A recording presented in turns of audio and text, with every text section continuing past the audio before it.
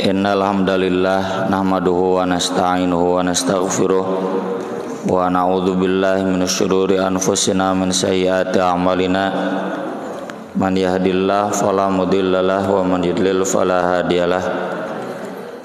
Asyhadu an la ilaha illallah wahdahu la syarikalah wa asyhadu anna Muhammadan abduhu wa rasuluhul ladzi la nabiyya wa la rasula ba'dah. Allahumma shalli wa sallim wa barik ala Muhammad wa ala alihi wa sahbihi wa man tabi'ahum bi ihsan amma ba'd.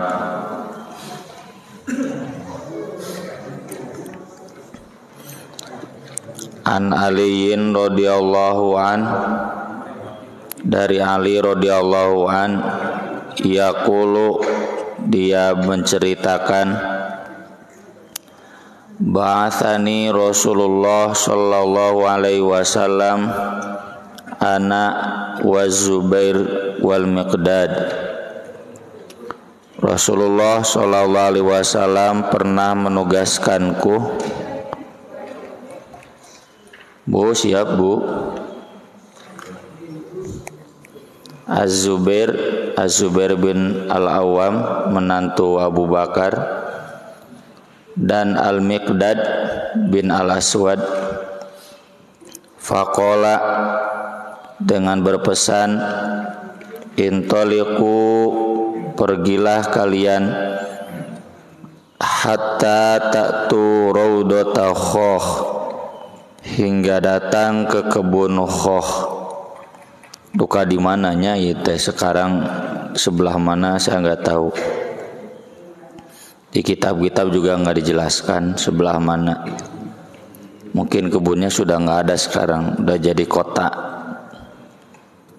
Fa inna biha dhainah, karena nanti di sana ada seorang perempuan paruhbaya, perempuan menjelang tua, 40 tahunan lah. Maha kitab, dia membawa satu surat. Fakhudu minha, ambil surat itu dari perempuan tersebut. Qala, kata Ali, fantolakna, kami pun lalu pergi. Ta'ada ada di Al-Quran, wal adiyati dubha. Wal adiyah itu kuda-kuda yang berlari kencang ngebut, dubha sampai terengah-engah. Ta'ada bina khailuna, kuda berlari kencang membawa kami ngebut. Ini dalil boleh bawa mobil ngebut, tapi tentu dengan pertimbangan, dengan kematangan, dan tidak termasuk hadis al-ajalatu minasyaiton, tergesa-gesa itu dari setan. Karena dimaksud al-ajalah itu tanpa pertimbangan, tanpa musyawarah, tanpa istikharah, jual diambil keputusan, itu al-ajalah minasyaiton. Kalau ini mah kan dengan pertimbangan, kalau tidak ngebut nanti si perempuan tuh keburu kabur. Maka Ali menunggangi kuda dan rombongan dengan ngebut, hatta ataina raudhah, hingga kami datang ke kebun tersebut. Fa idza nahnu bidhainah, maka ternyata betul saja kami menemukan seorang perempuan, ibu-ibu di sana. Qulna laha, kami berkata ke si ibu itu, akhrijil kitab, keluarkan surat yang kamu bawa, sini. Qalat, ya, karena dia dapat amanah harus menyampaikan surat ke Makkah, maka dia terpaksa berbohong. Ma ma'i kitab, nggak ada surat apa. Fakulna, lalu kata Ali, la tukhrijinal kitab, keluarkan surat itu, aulanul kiyannas thiyab, atau kami akan bulak-balikkan pakaian kamu, nek dikaradahan cenah. Nih jadi dalil ya, lelaki menggeledah perempuan kalau memang darurat boleh. Kaitannya ini sesuatu yang pasti yang dia sembunyikan. Meski tentu harus kayak di Saudi ya, perempuan sama polisi perempuan, yang laki-laki sama laki-laki, petugasnya harus ada 2.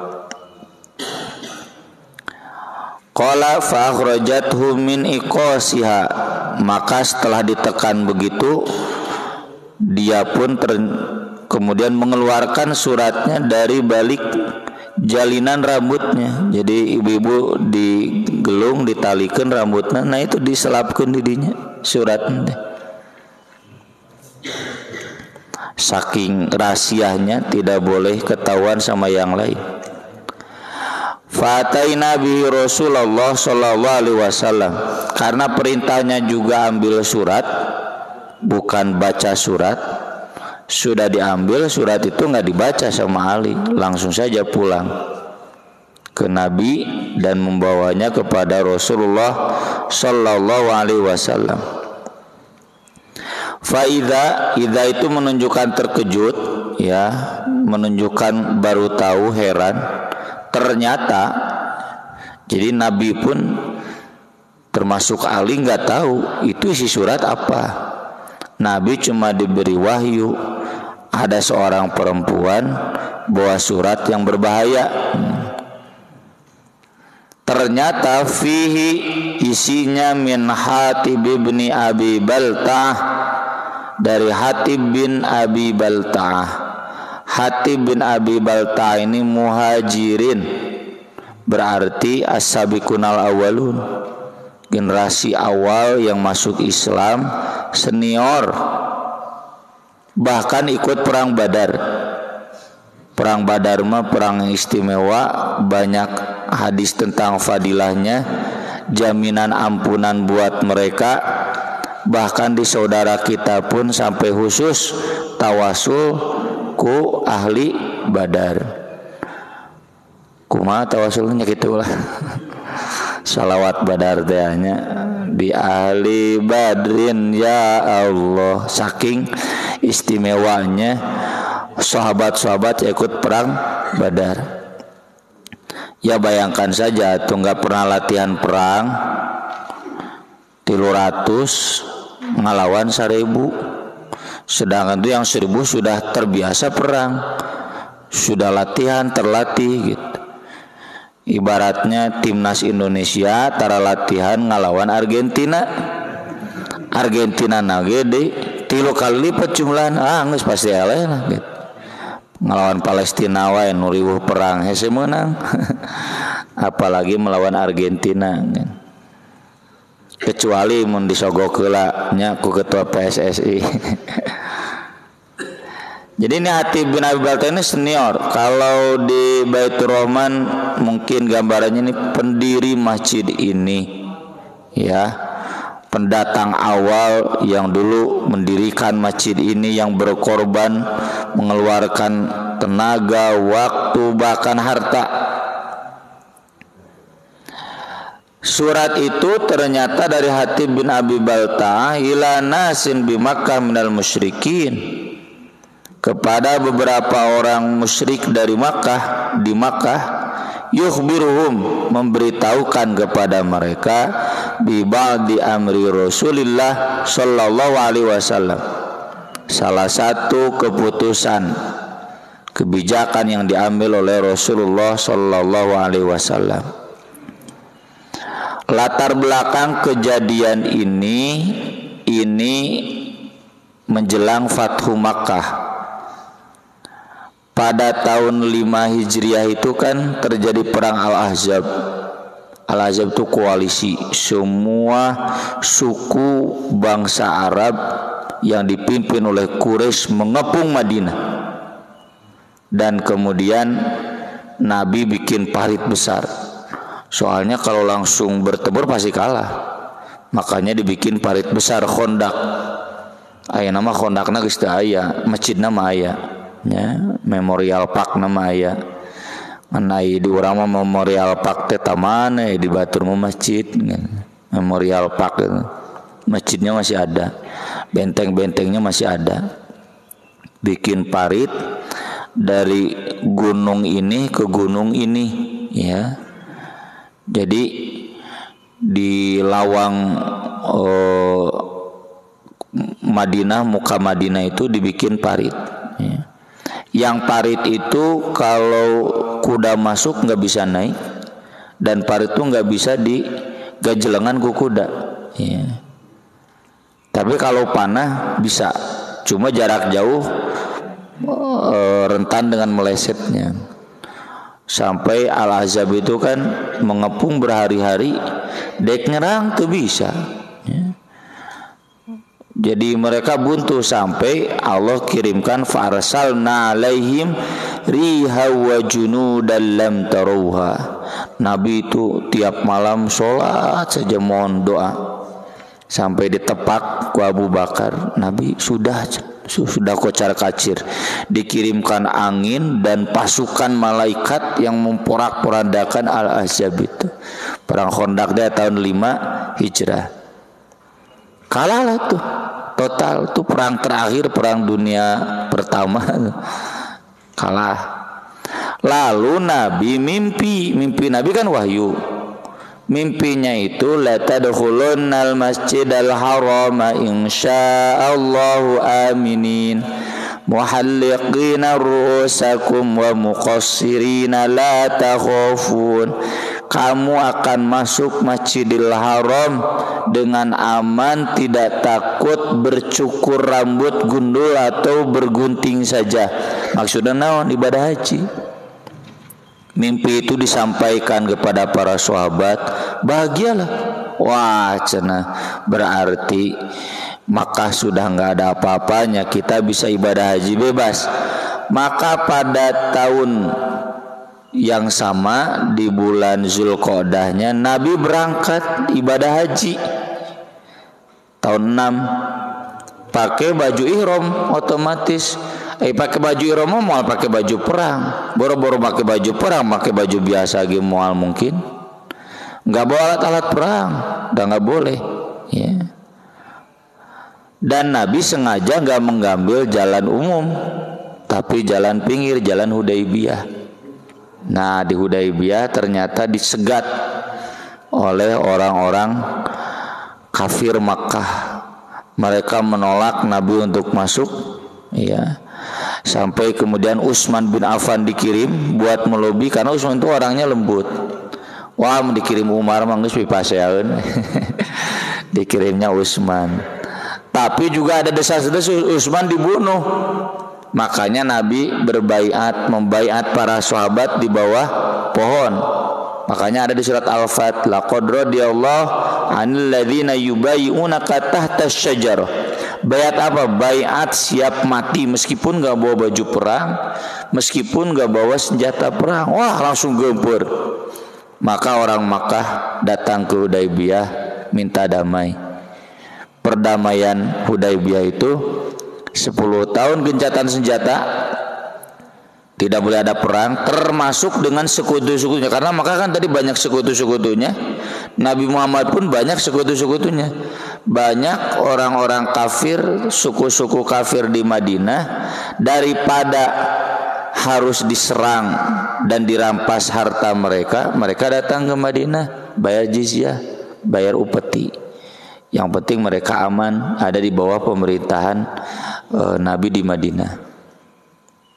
Kemudian Nabi tidak boleh jadi haji pada waktu itu, ya, sampai Umar marah-marah. Puma cenah ieu ngimpi teh wahyu teh meleset cenah gitu. Kata Nabi, memang saya ngomong bahwa akan tahun ini kan pokoknya mah bakal asup Masjidil Haram iraha we gitu. Ini menunjukkan ya bapak-bapak kalau ada kegagalan itu tong nyalahkeun ketua DKM, Pak. Ya, itu semuanya takdir Allah. Nabi wae pernah gagal, namun diukurkeun gagal. Menjanjikan gini, strateginya sudah dibikin, gagal. Lalu kemudian kalau ada orang Makkah yang datang ke Madinah, harus diekstradisi ke Makkah. Strategi orang kafir agar tidak bertambah kaum muslimin di Madinah. Kalau ada orang Madinah yang datang ke Makkah, nggak boleh dikembalikan ke Madinah. Maksud nama ngarah di Makkah banyak orang dan di Madinah berkurang. Tapi ternyata strategi itu malah berbalik. Karena orang Makkah yang masuk Islam nggak boleh datang ke Madinah, jadinya di Makkah loba orang Islam. Yang itu mempermulus Fathu Makkah, ya. Itu disebutkan di surat Al-Fat itu liyudkhilal walaula rijalun mu'minuna wa nisa'un mu'minatul lam ta'lamuhum an tatawum fatusibakum minhum ma'arratun bighairi ilm liyudkhilallahu mu'minina fi rahmat liyudkhilallahu fi rahmati may yasha. Itu intinya begitulah, ya. Nah, kemudian kalaupun Nabi mau datang ke Masjidil Haram, nggak boleh haji, hanya boleh umroh. Maka tahun depannya umroh, tahun 7 belum haji. Nah, tahun 8 orang-orang Makkah itu menyerang suku yang dilindungi oleh orang-orang Madinah. Wah, ini udah melanggar perjanjian. Kata Nabi, kita berangkat bawa pasukan, dan kata Nabi, Allahumma ammi alaihim khubarona, ya Allah butakan bagi mereka berita tentang kita. Jadi pokoknya mah hudang subuh nyawa wah sugi saya pasukan gitu. Jangan sampai ada yang tahu. Dan tadi ketentuan orang Makkah kalau datang ke Madinah itu harus diekstradisi ke ke Makkah. Ada perempuan dari Makkah datang ke Madinah, dan ku Nabi nggak usah diekstradisi. Orang Makkah protes, kenapa? Jangan perjanjian udah diekstradisi. Nabi SAW agak bersiasat juga. Kan di perjanjiannya antum laki-laki, ini mah perempuan. Nah, ya kalau perempuan boleh. Nah, makanya ini surat dititipkan di perempuan orang Makkah yang ke Madinah lalu kembali ke Makkah karena tidak dicurigai. Makanya meski demikian setiap perempuan yang datang dari Makkah ke Madinah itu harus diimtihan. Imtihan teh diuji, di urang mah imtihan teh naon? Naik panggung. Padahal imtihan teh ujian. Makanya suratnya surat Al-Mumtahanah. Al-Mumtahanah itu perempuan yang diuji, dites, tanya syahadat, tanya apa niatnya. Kalau sudah betul-betul Islam, boleh masuk Madinah, boleh lagi kembali ke Makkah. Makanya surat dari Hatib bin Abi Balta'ah ini dititipkan di seorang perempuan, karena memang lalu lintas orang itu lewatnya perempuan. Dan Hatib bin Abi Balta'ah ini memberitahukan kepada orang Quraisy, Nabi menyiapkan pasukan mau menyerang Makkah. Ini dijabahnya doa Nabi. Nabi kan tadi berdoa jangan sampai rahasia kaum muslimin mau nyerang Makkah bocor. Ketika ada yang membocorkan langsung turun wahyu. Tak cenah ngabocorkeun surat ke ibu-ibu. Makanya kata Nabi ke Ali, Jubair, Mikdad, udah cenah ibu-ibu itu ambil surat. Setelah dibuka betapa kecewanya, ternyata yang nulis surat itu mantan ketua DKM. Ternyata yang nulis surat itu bukan mantan, pendiri masjid ini, ketua yayasan. Senior pokoknya mah, anggota dewan ya, para pemimpin di masjid ini. Makanya Nabi kecewa. Kata Nabi, faqala Rasulullah sallallahu alaihi wasallam, ya Hatib madza? Hatib apa-apaan ini? Teu nyangka cenah Pak Haji berkhianat, membocorkan rahasia kita kepada orang-orang kafir, membocorkan strategi kita kepada orang-orang kafir. Semua strategi umat Islam dibocorkeun ka orang-orang kafir. Qala ya Rasulullah la ta'jal alai. Rasul, jangan tergesa-gesa menghukumiku. Nah ini tergesa-gesa. Jadi tanpa pertimbangan, tanpa musyawarah, tanpa istikharah, tanu kitu nu ti setan teh. Hari kitu mah ngebut rusuh ngudag Jumatan teu nanaon. Nya asal tong nabrak we. Inni kuntum ra'an mulsaqan fi Quraisy. Saya adalah orang yang dilekatkan di Quraisy. Dilekatkan itu maksudnya pendatang lalu bergabung tinggal di Makkah, bukan orang Makkah. Kuntu halifan, saya ini adalah halif. Halif itu arti aslinya yang disumpah. Mun aya nama elkan bagot gitulah. Naturalisasi. Orang Inggris ngantulu dijadikan orang Indonesia lewat sumpah. Saya gabung di Quraisy itu hanya halif, sumpah mau ikut gabung bersama orang-orang Quraisy, enggak punya keluarga. Walam akun min anfusiha, saya bukan orang Quraisy. Wa kana man ma'aka minal muhajirin man lahum qurabatun yahmun ahlihim wa amwalahum. Muhajirin yang bersama Anda Abu Bakar, Umar, Utsman, Ali, mereka di Makkah punya kerabat yang bisa melindungi keluarga dan harta mereka. Jadi kalau umat Islam menyerang Makkah, kan otomatis itu hartanya jadi harta rampasan, jadi tawanan. Nah, Abu Bakar macana banyak jadi itu dulurna yang nanti kerabatnya bisa saling menjaga. Kalau saya, keluarga saya di sana siapa yang menjaga? Nggak ada. Fahbabtu, maka saya ingin idfatani dzalika minan nasabi fihim, karena saya tidak punya yang ada hubungan nasab dengan mereka, an attakhidha indahum yadan, saya mengambil bantuan dari mereka dengan mengabarkan informasi rahasia ini. Hitung-hitung mi HP-keun, mi HP tadulur kuring, adik kuring ya yang ada di sana. Yahmuna qorobati, agar mereka menjaga keluargaku. Jadi keluarganya belum semua hijrah ke Madinah. Walam af'alhu irtidadan an dini wala ridon bil kufri ba'dal Islam.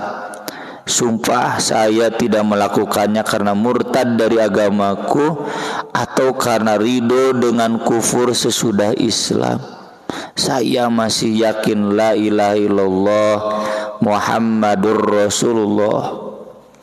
Lalu kata Nabi SAW, ama innahu qad sadaqakum, dia telah berkata jujur. Tapi bukan berarti Nabi membenarkan perbuatannya. Yang dia lakukan tetap khianat. Tapi nah inilah sahabat itu, lamun salah tara loba berdalih. Teu jiga santri nu kaburangan, poe ayeuna alasanna ieu, isuk alasanna itu, aya we alasan teh gitu. Kalau sahabat itu kalau salah ngaku salah. Ya, saya salah. Salahnya di mana?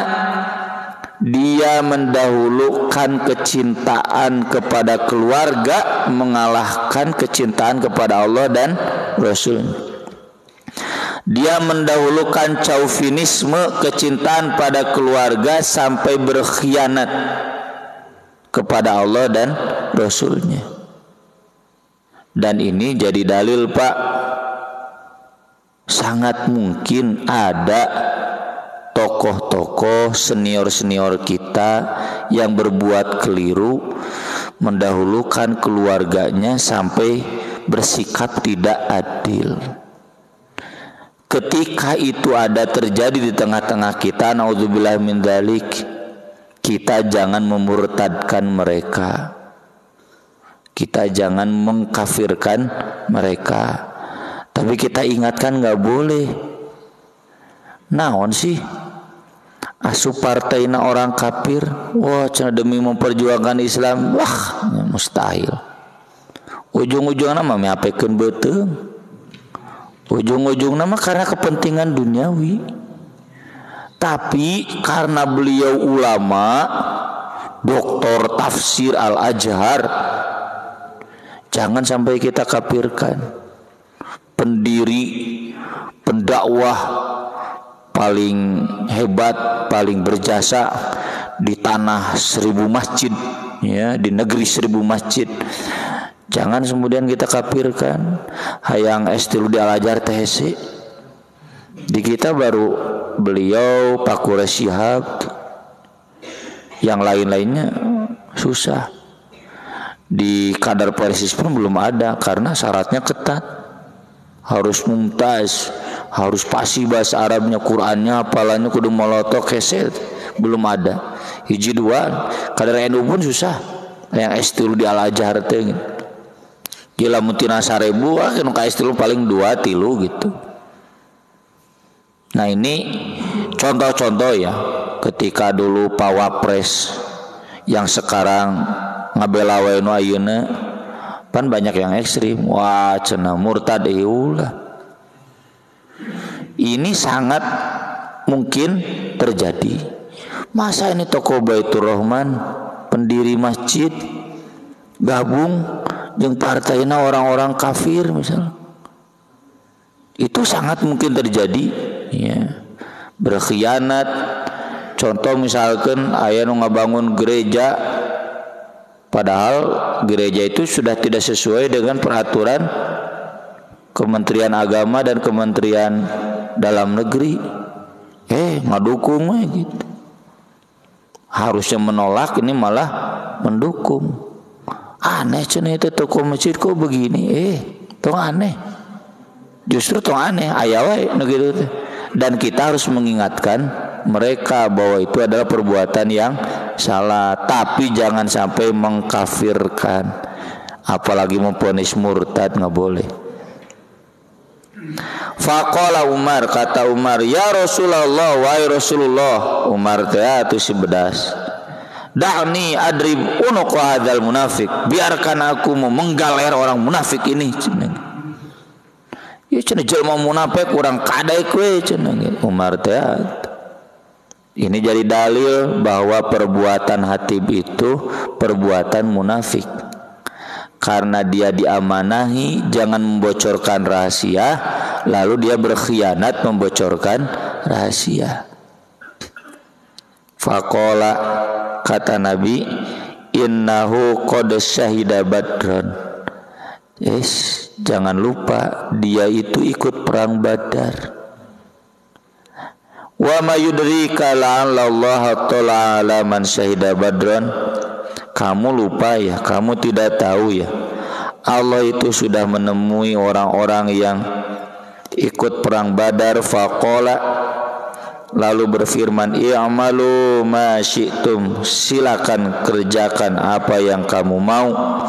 Faqad ghafartu lakum, aku pasti akan mengampuni kalian. Maksudnya bukan berarti sahabat yang ikut perang Badar pasti bebas dari dosa. Maksudnya Allah akan mudah mengampuni mereka. Mengampuni mah pasti dosa. Jadi yang ikut perang Badar pasti ada dosa, tapi dosanya mudah diampuni. Kenapa? Karena mudah tobatnya nu ahli Badar. Buktinya ini udah ketahuan, udah ditegur, nggak banyak berkilah, jujur we. Saya begini. Dan kemudian nanti Hatib bin Abi Balta'ah ini disuruh Rasul nih, sampaikan surat ke Raja Muqawqis, raja kafir di sekitar Makkah, di sekitar Madinah, dan beliau menyampaikannya, ya, tidak berkhianat. Jadi yang ikut perang Badar itu, para sahabat ikut perang Badar itu dijamin diampuni dosa-dosanya, dan dijamin mereka akan mati dalam keadaan husnul khotimah. Maka dari itu kemudian turunlah surat. Suratnya lain ayat, hiji unggul 5 perwakilan unggul. Surat Al-Mumtahanah itu yang 2 halaman setengah. Intinya ini yang disebut di ayat pertama, Ya ayyuhalladzina amanu, wahai orang-orang yang beriman, la tattakhidhu aduwwi wa aduwakum awliya, janganlah kamu mengambil musuhku dan musuhmu menjadi teman-teman setia. Aulia itu wali. Wali itu artinya yang dekat, yang dicintai. Kalau setara berarti sahabat dekat, teman dekat. Kalau di atas berarti pemimpin yang dicintai, yang dihormati. Kalau di bawah berarti bawahan yang dipercaya. Nggak boleh dek nu kasaluhureun, yang setara, yang ke bawah nggak boleh. Tulukuna ilaihim bil mawaddah, kalian sampaikan kepada mereka berita-berita rahasia karena rasa kasih sayang. Wa qad kafaru bima ja'akum minal haq, padahal mereka telah mengingkari hak yang datang kepada kalian. Kelanjutannya, yukhrijuna ar-rasula wa iyyakum an tu'minu billahi rabbikum, mereka kan sudah mengusir kamu, sudah memerangi kamu, kenapa masih cinta kepada musuh-musuh itu meskipun itu adalah kerabat? Nggak boleh. Wa may yaf'alu minkum faqad dhalla sawa'as sabil, siapa di antara kamu yang melakukannya sesungguhnya dia telah tersesat dari jalan yang lurus. Di berikutnya disebutkan oleh Allah, iyafqufukum yakunu lakum a'da, seandainya mereka menangkap kamu, kamu sayang kepada mereka, kamu tetap akan dijadikan musuh. Lang tanfa'akum arhamukum wala auladukum yaumal qiyamah, hubungan kerabat kamu, hubungan bapak dan anak kamu dengan mereka enggak akan manfaat pada hari kiamat. Yafsilu bainakum, dipisah pokoknya.